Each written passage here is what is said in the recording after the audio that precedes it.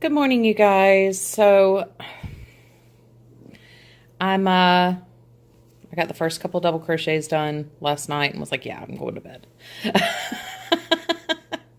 I hit my wall last night and had to curl up and go to sleep because I was just beat. But I was sitting here getting everything ready, getting everything started. I'm gonna watch Gypsy's next video. Or her new video that she just uploaded. I'm uploading my Vlogmas for yesterday. And so I've got two YouTube accounts. I've got my personal account where I save like all my randomness and I subscribe to like random people. Like you've seen me watching Stuart Ashton's channel and stuff like that. Stuart Ashton's, Barry Lewis, things that are non-crafty related. And then I've got this channel, the channel that I upload through, which everything I'm subscribed to on here is crafty related. Scrapbooking, knitting, crochet, yarn, sewing, etc. But I know a lot of people complain about YouTube metrics and everything else. But what drives me absolutely insane is nothing on this channel page would tell you that I want to watch makeup or makeup unboxings or but for some reason, without fail, those things bleed through. And it's always the people who have, ridiculous amount of subscribers, ridiculous amount. They've been on YouTube forever and 3 years. Like Tati Westbrook's channel and, some of the up and comers. Most of them are people that I do watch on my personal channel. So I can see where, following the IP address, they would think that those are things that I want to watch, but it drives me crazy. So I pulled this up wanting to watch you guys. And I've got a 2-year-old episode from Smells Like Yarn. I've got the morning chat with Stitch to My Lou from this morning. And,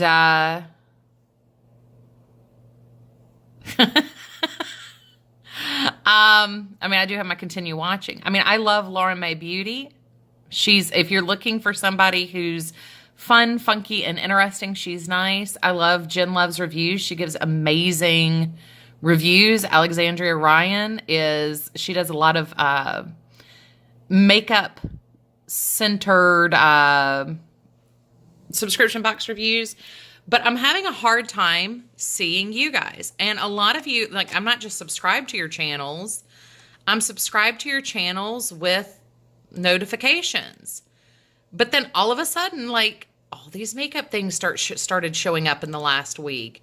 And it's driving me nuts because I'm seeing all these old videos from Margaret Olander. But her new videos aren't showing up. And I'm not subscribed to Stuart Ashton's on here, but his videos are showing up, and some of them as old as a year. I swear, it's the whole Facebook. When you subscribe to a channel or subscribe to a person on Facebook or a business on Facebook, and they're not big enough, so you don't see they don't pay for advertisements. They don't give a kickback to Facebook to show you their stuff. Same problem. It's I really want to see this content, but I can no longer see that content because they're not deemed as being big enough to see. And when you set it up for your preferences and you're asking for notifications and you still can't get it, I'm not worried about y'all seeing me so much as I'm worried about seeing what the content I'm looking for. I just subscribed to Hedgehog Hollow, which is paper crafting. And you can see where that's the most recent page that I subscribe to. But in the top of my search, there is not a single thing from her until you get down to her thing. And this just refreshed. This was down at the very bottom a minute ago. But I'm getting makeup reviews, makeup reviews. So it's kind of frustrating for me, especially given the fact that one of the things I've been doing is ensuring that the only thing I'm subscribing to and the only thing I'm watching through this account are my crafty things, because I really want to see my crafty stuff. And I figured, being a crafty channel, I could just resubscribe. Like, there are a lot of people like Gypsy, Margaret Olander that I'm like slowly resubscribing to on my vlogging channel or my podcasting channel versus my personal account, where literally the only thing shared through that is my happy music playlist. That's why I have to keep telling everybody, if you want to find me, Google search Happy Crafty Homemaker, one word, because you're going to find my vlogging channel, not my Carrie Penny personal account where I'm sharing nothing but a playlist. But yeah, it's just one of those, like, it's frustrating me because I want to be able to sit here and watch crafty videos while I'm crafting, and I'm having a hard time accessing crafty stuff. I swear, it's one of those things that bugs me, and it bugged me when Facebook kind of changed the way they did their algorithm for what you see. I have family members that have been silenced, and I didn't even know that they had been silenced because we don't interact a lot. They don't care about my crafty post, and I don't want to say I don't care that their kid pooped on the potty for the first time, but how do you respond? Yay! But yeah, so I'll get silenced for their account, and they don't see my stuff. I don't see their stuff anymore. And I've actually had a couple family members going, "Hey, where are you? Haven't seen you post on Facebook." And it's like, dude, I totally just posted like 500 pictures this week. Like, I don't know what you're talking about. Anyway, kind of a micro rant for the morning because I wanted to tuck into my coffee and watch fun time stuff. And of course, that didn't get to happen as easily as I wanted it to. So anyway, I'm going to get on with my morning and watch Gypsy and stitch my Lou, and I will check back in with you guys when I have something actually interesting to say. Bye. Hey you guys, so I'm sitting here doing my thing. I'm on my last side with my double crochets, and of course I'm sitting here watching YouTube videos, and I'm trying to upload my show and tell, so I'm down to like the 2 things that had already started buffering before I started uploading. So anyway, I'm not going to put this YouTuber on blast or anything, but so I was watching an older video. I mean, it's like 3 years old, from this YouTuber who's incredibly big, incredibly popular crafty YouTuber. And she was talking about lay flat zippered storage pouches. And I see this a lot. So it's not just her. I see it a lot in the Facebook groups when people get antagonistic about pattern theft and things like that, where I understand as a designer, you don't want somebody to knock you off. Nobody wants to be knocked off. But the truth is, there are very few things where they're truly unique or truly new anymore. There have been a couple new stitch pattern developments and things like that that are innovative, but they're not necessarily new. But I just listened to a 10-minute rant about how these pouches were the original design of somebody who's selling on Etsy. And I couldn't stop laughing because she's getting so adamant and so angry over these being somebody's original designs, and people knocked her off and are selling them as their own. And not many people understand how fashion law is written. Not many people understand how pattern law is written, where no, I can't take your words and sell your pattern, but things get knocked off, things get shared, things get changed, etc. But what made me laugh so hard is my grandmother had these pouches when I was a kid. And they, very common, it's almost identical. If you're in my age group, everybody's grandmother had the little purse-sized Kleenexes. And it's a Kleenex pouch. And I'm sitting here like literally 10-minute rant about how horrible it is that other people are making these pouches and she's the original, and how, you know, everybody should be ashamed for knocking off these bags. But my grandmother had these bags in 1982, 83. And yeah, I grew up with these things. I know these things have been around for a very long time. I actually have, I've mentioned it before, I collect vintage patterns and magazines and things like that. And in one of the old workbook magazines that I have from I think it's from the 50s, there's a pattern for these bags. So like, the resurgence of popularity might have come from this one place, but this wasn't a new project. And I just sat here like rubbing my temples, kind of being confused as to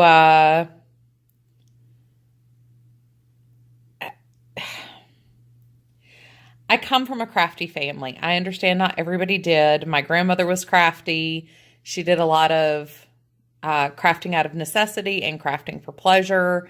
My mom's always been very crafty. So I understand. I'm third generation who has crafted together, or I have watched craft. But at the same time, this YouTuber decided to call out Etsy shops by name as being knockoffs.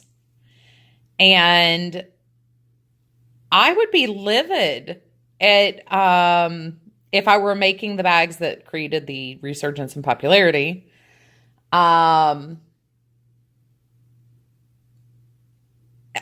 To hear that, because, you know, I would know I didn't create that bag to begin with. And then to have other stores being put on blast for my sake would probably upset me quite a bit too. I don't know.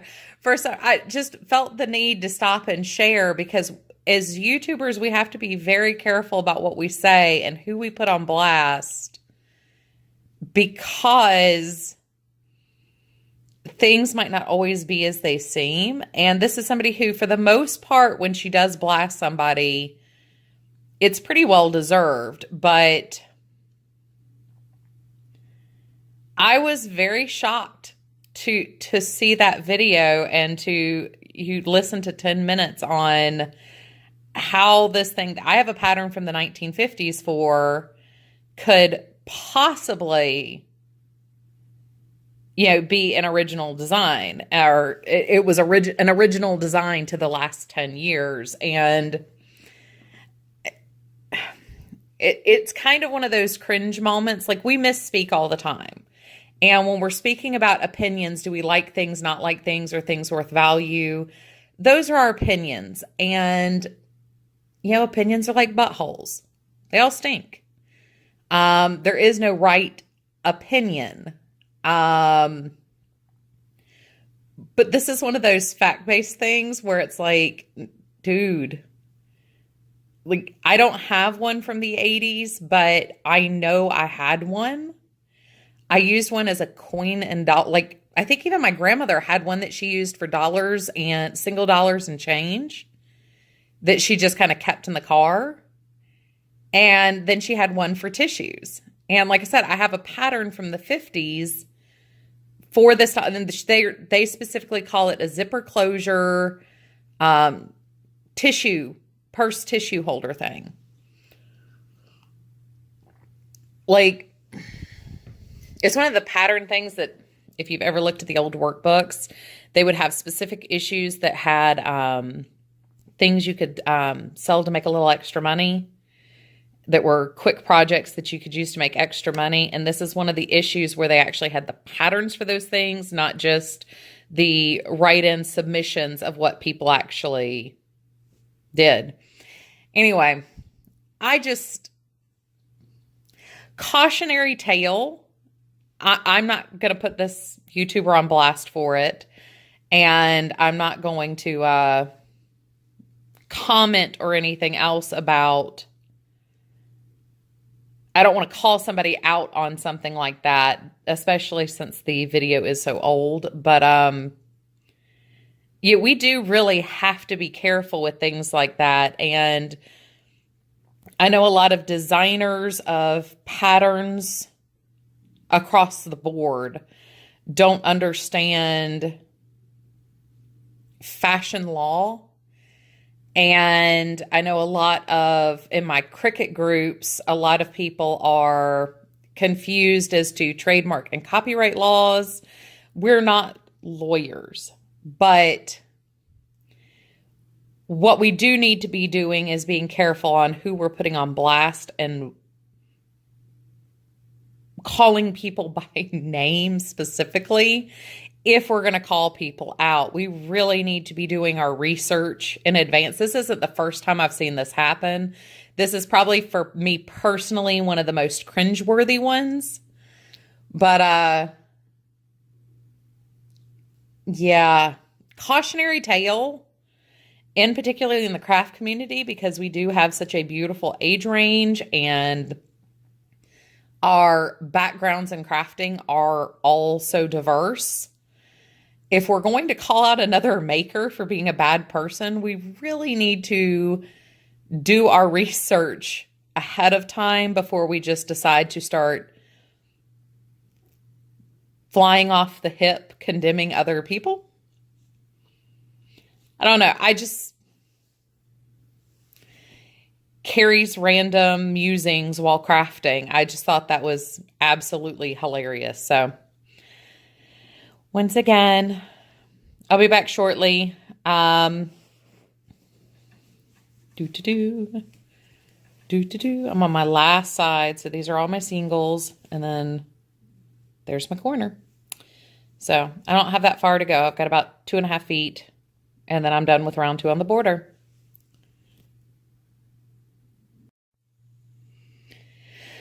Oh my goodness, you guys. It's done. That's all I have left from balls 17 and 18. 18 balls of yarn. It's done. The border is quite sizable. I decided to be a little tricksy and went with a single, a double, and then a round of the lemon peel stitch, which is what the blanket is. So you can't really, even in person, tell that much, but I like the way the edge finishes kind of softer or something. But yeah, it's done. It's done. It's done. It's done. It's done. I'm going to lay it out real quick. I'm not going to make you watch that because y'all would go crazy. All right, you guys, I'm not crazy. The bottle of wine is to give you kind of an estimate on the size. I kind of fluffed this side. That's why it looks like there has a bump. But I wanted to show you, you see where that edge kind of ripples up? I did not put on too many stitches. This blanket is made going up and down, not side to side. And my stitches haven't stretched because I have had it up on my lap. And I wanted to show you that because I knew it was going to happen. Let's see if I can get a better... Yeah, you can see this is lightly fluffed out on this side. Oof! Whereas this side, I mean, clearly see the ruffle where I haven't stretched it at all. But my sides are perfectly flat. No rippling or anything like that. But you can see just how big that is. So I know a lot of people, when you start putting borders on and you're not using a stitch count, you start to get nervous, things start to ruffle, things start to look weird. It used to freak me out horribly. I mean, look at how bad that is. I mean, that looks awful. But as the blanket stretches left and right, that's going to be perfectly smooth. I could block it. I could just sit here and stretch it because the stitches, you know, I showed you I worked in my lap the whole time. So as I worked, this blanket never had a chance for the weight to pull it out. So all those stitches are like super stacked and super tight. And you can see the difference in the width just with me brushing it out flat and how that smoothed it out even more. And I didn't even brush out the other side. I just did this one side to kind of show you what I was talking about. So I spent an embarrassing amount of time sitting here on my rear end. I love the way this turned out, but it's lunchtime. I'm hungry and I have a meeting tonight. So I need to get a move on. I'm going to weigh this real quick and I will show you where I am on my 25-pound challenge. All right, so I'm back from weighing my blanket. It was at 85.9 ounces, which takes me to 384.26, which means I only have 1 pound left to go. So I'm at 24 out of the 26 or 25 pounds that I wanted to work by the end of the year. I'm pretty excited. I think I can do a pound of projects in the next 2 weeks. So I did keep a tally of the number of knots. So I ended up with 10, 20, 36 knots in the 18 balls of yarn. So 36 divided by 18, because I'm not doing mental math, is averaging 2 knots per ball. I did have a couple that had no knots and one that had 6 knots. So I mean, as far as yarn goes, I'm still not that angry. It's just, especially when you're using 2 at a time, it feels like every row there's a new knot. And I do cut the knots out and weave in my ends. I don't trust knots, even my own knots in a project. For the amount of time I spend and the hardware most of my projects get, I don't trust knots. So, but anywho, that is beside the point. So that wraps up my Christmas blanket. My last 2 ends are already woven in on it. So I am going to go throw it on the sofa, grab myself some leftover, probably chicken tenders and fruit. And I'm going to curl up and watch a little bit of TV while I eat my lunch. I will check in with you guys later.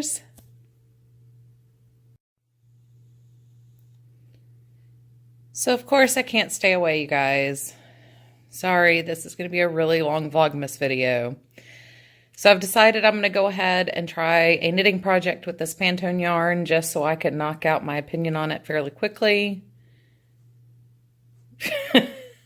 I'm not looking forward to balling this, but I found it. I've already picked a pattern, so I was getting ready to get started, and I was pulling off the tags, and I figured, I probably have to check in and show y'all what I'm going to do. I'm feeling a little bit queasy, so I need to stay still for a few minutes. But I will check in with you guys in a bit. I've got about 2 hours before I need to start getting ready for my meeting tonight, so yay! Bye. Hey guys, so I'm working with my Pantone hat, Karen Pantone. The hat I just told y'all from y'all's perspective about 15 seconds ago about. And I came in to start weaving in my ends because pattern misread, and I'll get into that when I finish this and talk about it in my next show and tell probably, and probably complain about it tomorrow because I'm feeling salty, just in general, no real reason.